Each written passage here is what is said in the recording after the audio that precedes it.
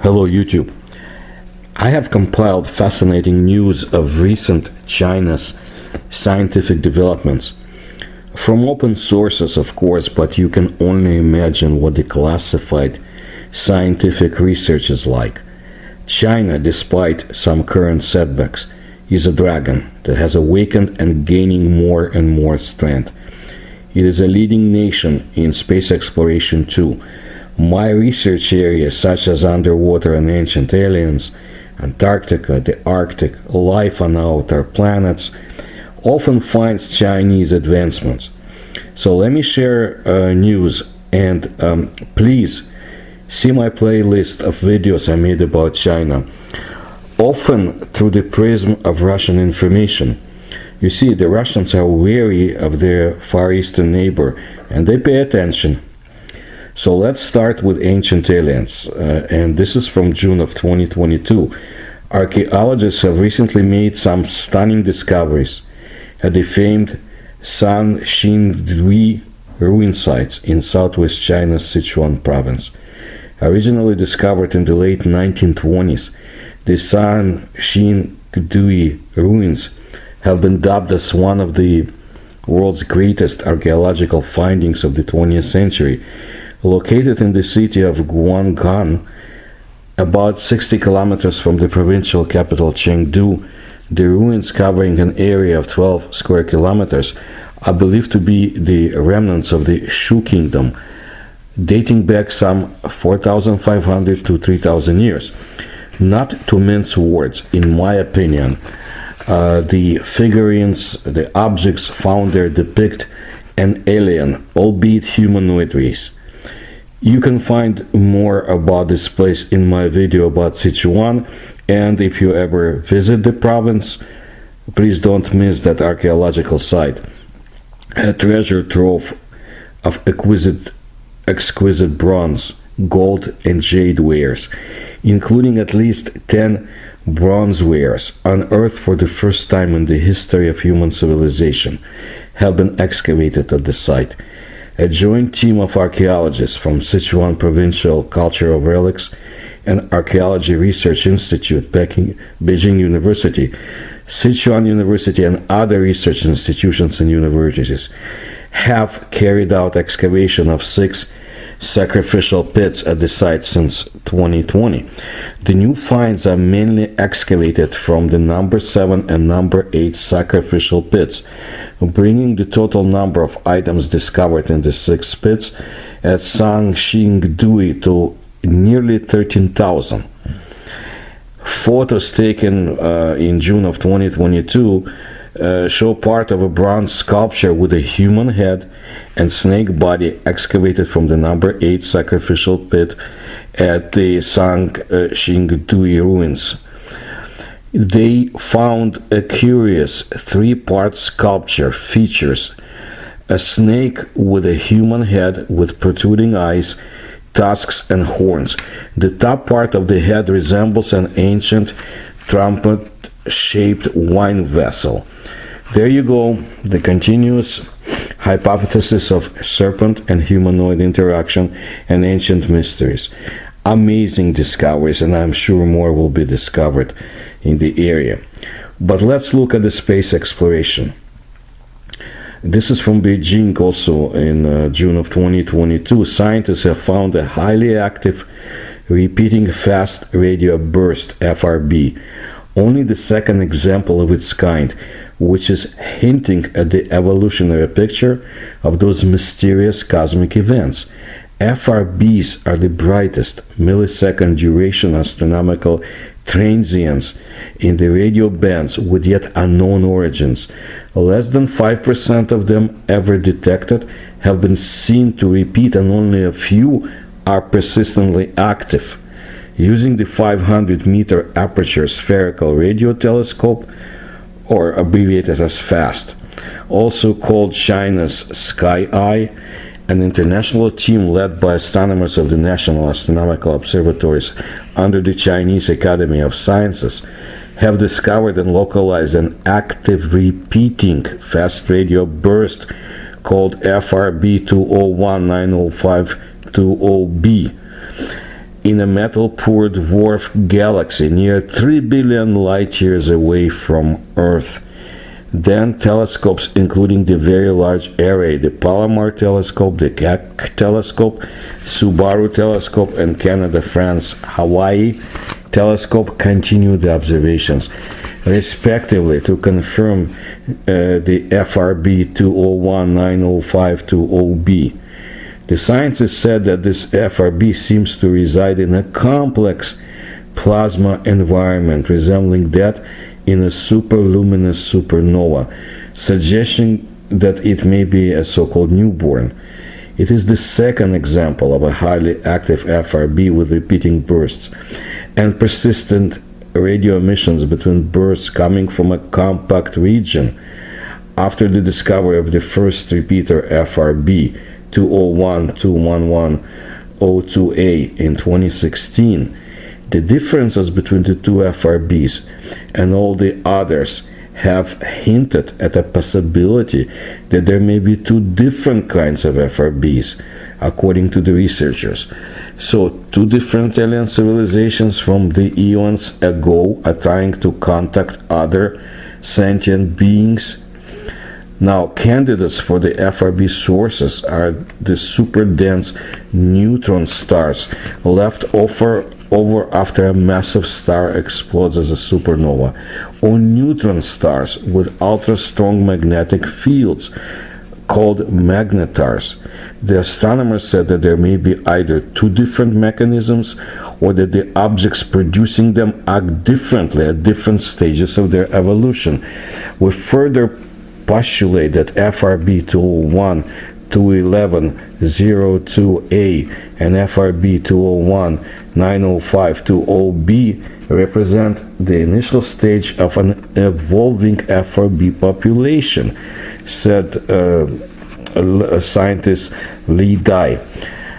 A coherent picture of the origin and evolution of FRBs is likely to emerge in just a few years. It's very interesting. Located in naturally deep and round Karst Depression in southwest China's Guizhou province, FAST started formal operations in January 2020 and officially opened to the world on March 31st, 2021.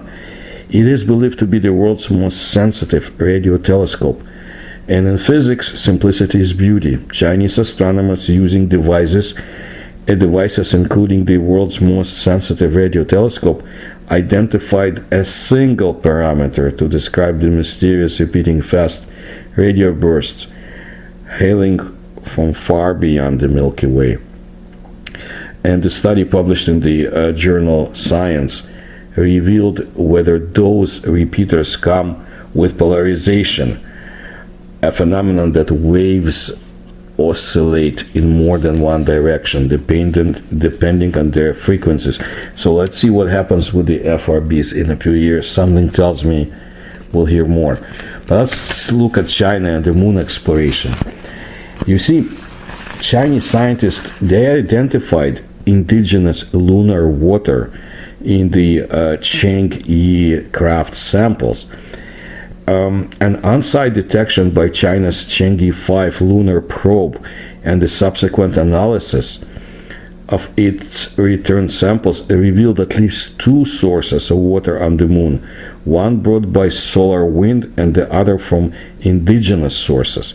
Chang'e 5, comprising an orbiter, a lander, an ascender, and a returner, was launched in November 2020 and returned to Earth in December. It retrieved a total of 1,731 grams of lunar samples, mainly rocks and soil, from the moon's surface. One of the probe's scientific objectives is to investigate the lunar water, which is the key to the formation and evolution of the moon. It also provides significant information about the evolution of the solar system. The water presence is expected to provide support for future human lunar on-site resources. However, the resources of lunar water are still controversial. It's traditionally proposed that the lunar water was implanted by solar wind or the result of a meteorite or a comet. Also, minerals like apatite containing indigenous water are believed to be present in small quantities and unevenly distributed on the lunar surface. A group of scientists with the Chinese Academy of Sciences found new evidence of water on the lunar surface based on Chang'e 5 on-site spectra and lab results of returned samples. Their findings revealed that the apatite found at the Yang-Mei region where the Chang'e 5 landed contained indigenous water in the form of hydroxyl. The Chang'e landing site is located at one of the youngest extrusive lava flow units on the moon, making the apatite, the very final state in the formation of those basalts, an ideal target to look for the evidence of indigenous water, according to the study published in the journal Nature Communication. So, to summarize, there may be water for the future lunar station, and they may know more what's been released in all those studies. Let's just see who builds that station first. I kind of have my hunch on who's going to be, but let's look at the undersea exploration. It's interesting because the Chinese Institute developed underwater robot for deep sea surveys. They're not the only ones, but I want to pay attention, at least in this video, at what China is doing. So a remote controlled underwater robot that can dive as deep as 6,000 meters has passed sea test and been delivered to its user, according to the Shenyang Institute of Automation of the Chinese Academy of Sciences, the developer of the robot. The Wenhai 1, developed for the Qingdao Institute of Marine Geology of the China Geological Survey, is the country's first autonomous unmanned deep-sea water probe that features functions such as a wide-range autonomous cruise detection and precise remote control spot sampling. During the sea test and application, the Wenhai 1 conducted 17 dive missions, during which it achieved high-precision detection data near the seabed. The column samples of surface sediments and seabed organisms. Meanwhile, the precision measurements of the Earth gravity field and magnetic field has been realized. The Wenhai 1 is designed to serve deep-sea scientific research, such as marine environment surveys, biodiversity surveys, seabed geophysical surveys for specific targets, deep-sea extreme environment on-site detection, and deep-sea mineral resources survey. I wonder what the specific targets may be, but I am certain China is concerned with the underwater sentient civilizations that exist down below and may be very ancient. Read Mahabharata from India or my book Russia's USO Secrets for more recent developments. And Wenhai 1 will be very useful to China in the Arctic waters too, for sure. But Antarctica is where we're heading next, because China is quite active there, as are other nations. Have you seen my videos about Russia's research there, UFOs and USOs? I think you will be fascinated, to say the least. Well, in April of 2022, China's research icebreaker Shualong, or Snow Dragon, returned to Shanghai, marking the end of the country's 38th Antarctic expedition. 2 icebreakers participated in the 174 Antarctic expedition, with the Shualong 2 arriving in Shanghai, as I said, in April. This is the second time that China has sent 2 icebreakers to the Antarctic since the 36th Polar Expedition. The scientific venture involved a range of tasks, including the replenishment of materials and staff rotation at the China's Zhongshan Station and Great Wall Station in the region, as well as marine observations and oceanic ecosystem investigations. The 2 vessels carried a total of 255 researchers taking part in the expedition. So China is taking the Antarctic area very seriously. And by the way, in May we found out that a small Chinese telescope array mounted in Antarctica has started operation to observe exoplanets or Earth-like planets, according to the news released by the Chinese Academy of Sciences. The facility, consisting of 4 optical telescopes and near-infrared one, has been installed in China's Zhongshan Station during the country's 38th Antarctic Scientific Expedition. The telescope array is set on an equatorial mount with the aperture of 4 telescopes in the optical band. It's 150 millimeter, and the near-infrared one is 200 millimeters. Antarctica is believed to be an advantageous site for astronomical surveys. China has already installed 2 Antarctic survey telescopes, ST-31 and ST-32, on the Antarctic continent. Now, for those who care about the environment, that's another subject I want to take a look at. I'm telling you, do not despair. Scientists in a number of nations are devising means to clean up the contamination we created in the 20th century and now in this century. But let's look at China. And this is also from June. Chinese scientists have developed a fish-shaped, light-actuated swimming robot that can eat microplastics in water bodies and repair itself when or if damaged. Microplastics, pieces of plastic smaller than 5 centimeters, are large in quantity and widely distributed, unfortunately, in the oceans of this planet. They are easily eaten by marine organisms and transmitted through the food chain, presenting a serious threat to human and ecosystem health. Inspired by nacre, a strong, durable, and flexible material obtained from hard clam shells, scientists from Sichuan University modeled nacre's graphene-based gradient nanostructure to create a durable, flexible, and self-repairing nanocomposite. According to a study published in the journal Nanoletters, the research team then used the new material to develop a 15-millimeter fish-like soft robot, enabling it to swim rapidly and absorb microplastics in the oceans, which breaks the mutual exclusion of soft robot function, execution, and fast drive.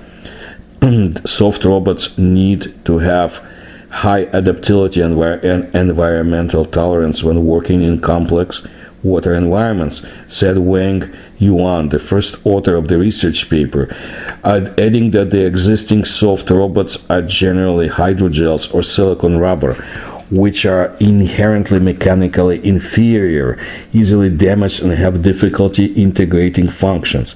The study showed that compared with traditional uniformly dispersed material structures, the new material used in the fish-shaped soft robot has many supramolecular interactions between layers, allowing the robot to recover its robustness and functionality even when damaged, and continue its microplastic harvesting operations.